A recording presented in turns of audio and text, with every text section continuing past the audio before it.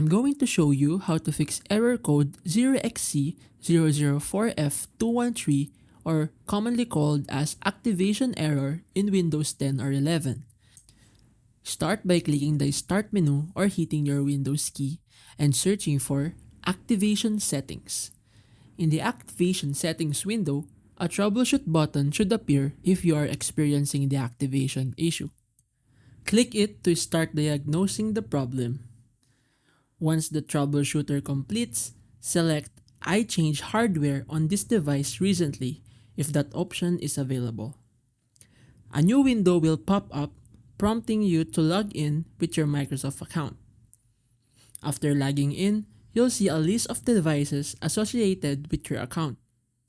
Select your current device from the list, then click Activate. This should resolve the error and activate Windows.